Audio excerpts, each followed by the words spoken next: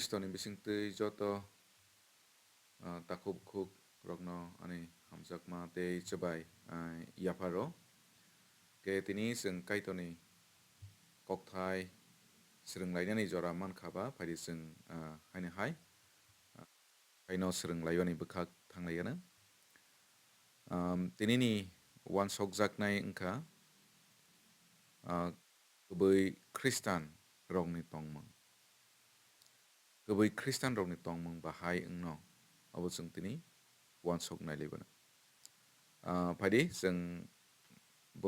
bono sinani thangkha hangke जों Jamatia o thanglaiyana Jamatia chapter 3 verse 9 to 13 ang poribano Apro ang borok rokni khukni kokno kahamo slai rui paibainai hake borok bebagno subrayongni mungno ma khunai tei bwkha thansa ke bono monlainai Ethiopia ni tuimani ayang narni hani Kwbwi surinai rok pisa piring ungjak ani borok rok ani banta yapar mungrok tubunai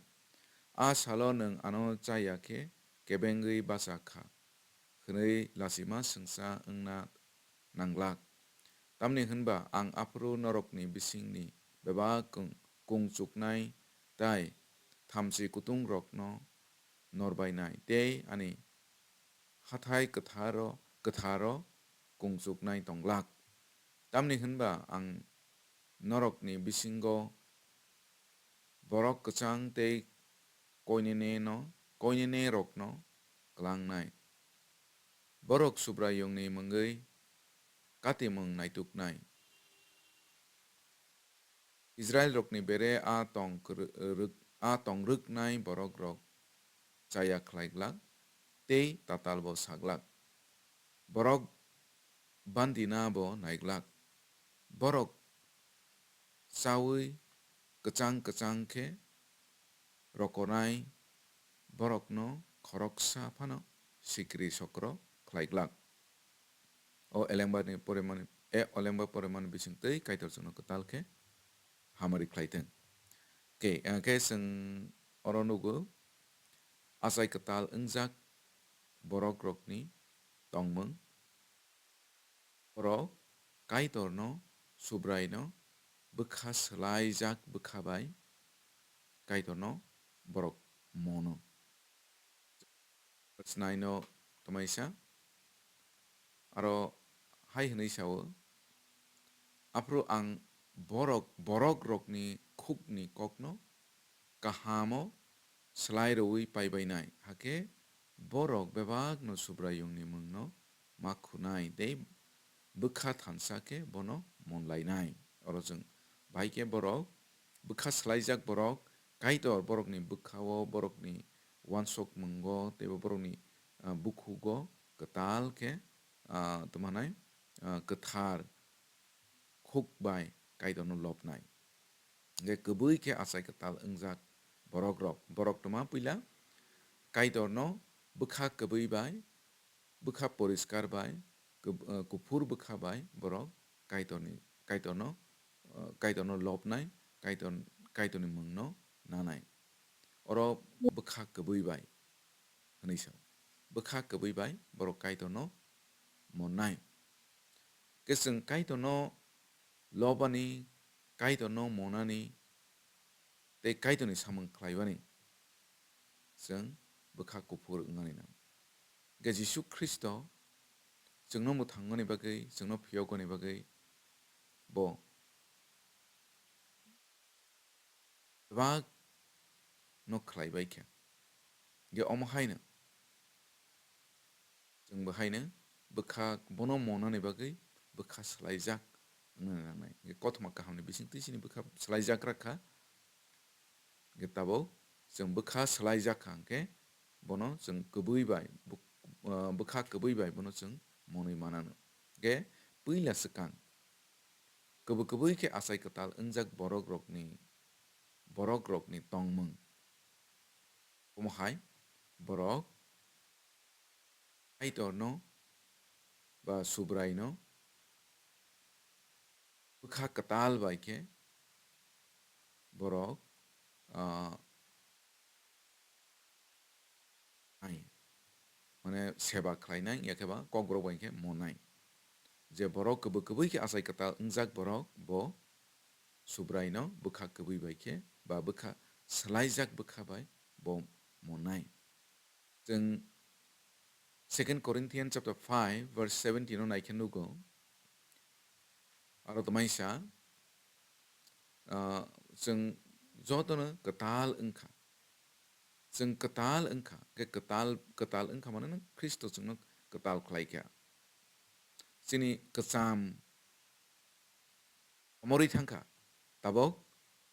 katal engkha tau katal borok engkha age जों asai katal engya pro hongke kaitono जों monui maya soitano si जों monui dong तमनले सयतानि जों सेलें सयतानि सेलें फियाबा जेप्रो जों आसाय कताल अंगो जों Christ जोंनो सयतानि यागनि फियग रखा गोसों तबक free गोसों गबैनो सिखा काइटर गबैनो सिखा ते गबै सिमा बनो गबै के सिमानि यागुलो जों बनो मना कताल अंगमानि यागुलो जे अमनो आसाय कताल अंगनाय रंनि बखा बरक काइटर न मनो जेप्रो दियारि आइजाया रिंजागो काइटर बनो रिंगो इमां मुक थांके apro kaito bono phunukha bono ya no kaito phunukha bohai hini saka bono kaidi lobdi ano lobdi hai pana apro saya bo tamaisa ani bukhu katharia nono bahai ke lob nai ani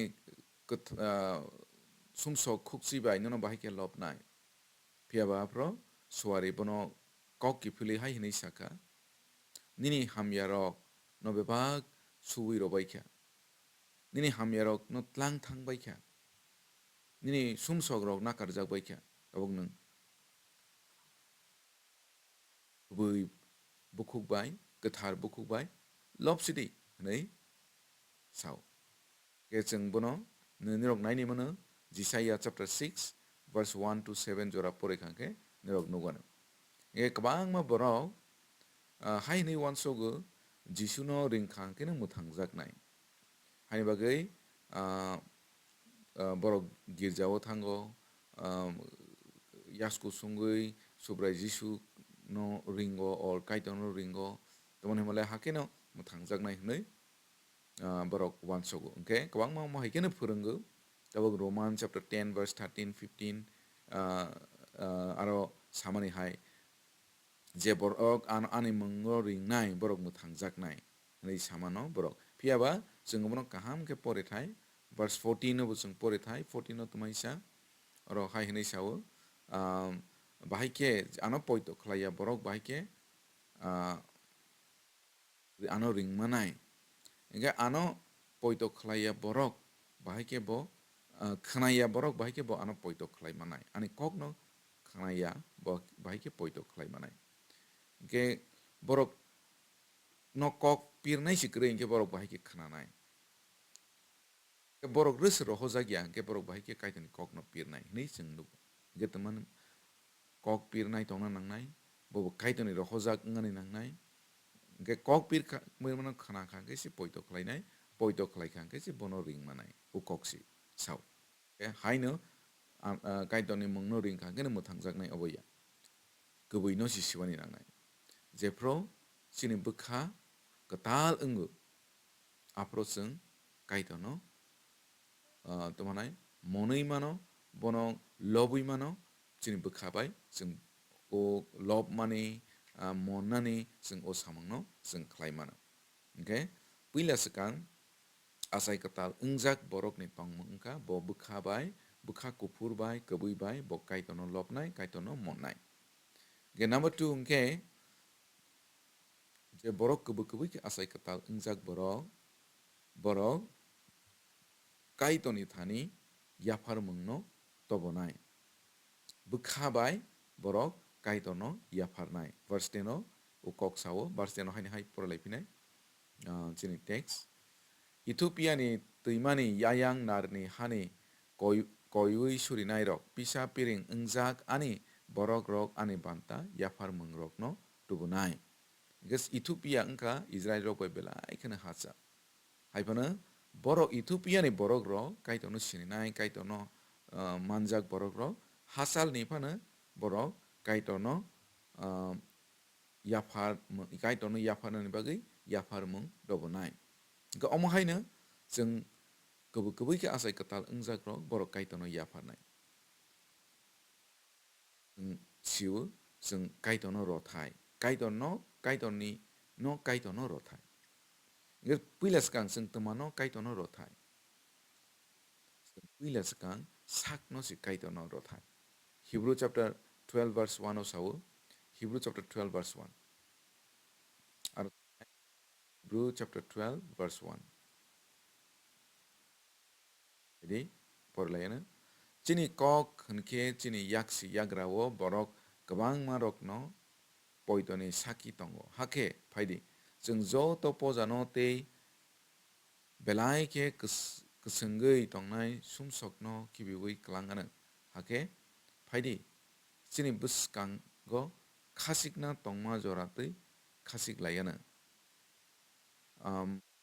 ri nakadi ang ulta porejaka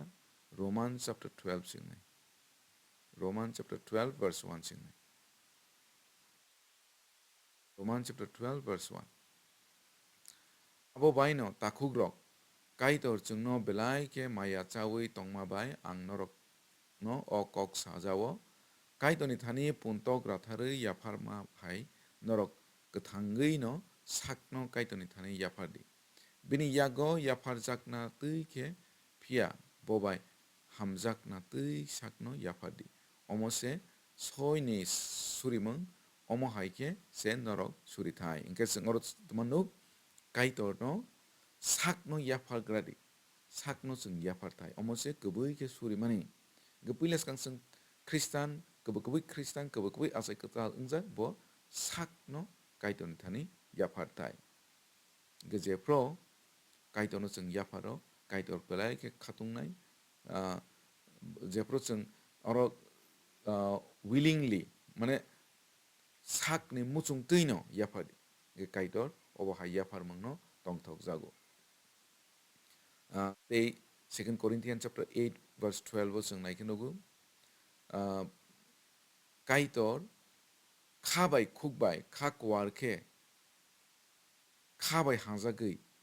yafarmano bo yachago ge जों khabai Ethiopia song hasalmani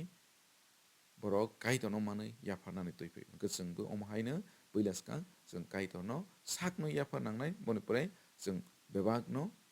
khabai bwkhabai hai nomna simiya bwkhabai जों yafarnani nangnai sakno yafarnai bonipore chini tong manui khunui rang puisa जों kaitono yafarthai niga omono kwbwi khristan ni tongmung number 2 tabok number 3 je kwbwi ke asai katal ungjak borok kaitor no hoito khlainai sakni phanno sai kaitor no torjakoknai kaitor no poito chanai phari जों haini hai kibil thanglai pinai verse 12 chini omoni yani chapter 3 verse 12 ang poribano haini hai poripinai ni hunba ang norok ni bisingo borok kwchang tei koinene rokno klangnai borok subrayungni mungui katimung naituknai oro जों nugo subrai engka chini जोंनो phiyoknai जोंनो bebang hamyani kateroi tongronai haini bagui जों borok bono poito thangui mano बा पयद' खालायमानो बाइबेलाव हायनि सायाव bo ungkha temanai no kotor kerak strong tower kaitoni bumung ungkha strong tower ke je kwbwi je bono poito khlainai je kaham borok aro kharui yogu ke जों khristan rok जों kaitoni orono poito khlaio kaitoni no जों poito khlaisogo chini rang puisa don dulot fan no जों poito khlaia kaitono se जों poito khlaio kwbwi asai katal ungjagro lob mung suinebo o kogno sawo Kwbwi ungkha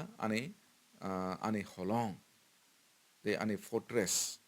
ano bo phiognai ani phan bono ang bono jefron poito khlaido okay Proverbs chapter 18 verse 10 of tamaisa the name of the Lord is strong tower the righteous run to it and are safe kathar kaham borok aro thango okay number 4 okay kwbwi ke asai katal ungjak borok busthumjak no busthumjak mano tui tei kirilia busthumjagoni tei kirilia tomar male bus pai kya kwbwi asai katal ungjak bo siwo bus pai la kaitor subrai jisu no chini jagao busthum paila gete bo sung ukok no sung kwbwi khristan ungnai ukok no siwo hani bagai sung busthumjagwani no sung tei kirilia tomar male tei busthumjak liya sung जों borok iden thaiblengo kaitorbai kakha sumsok ni bagai angge uk sumsok ni bagai kaitorbai kakmani apro borok khatungma khaksangma bu kakha khaksangma krikya kaitorbai borok ni kcharo jefrofrono tomana kaitor ungkha busthumnai borok rok ungkha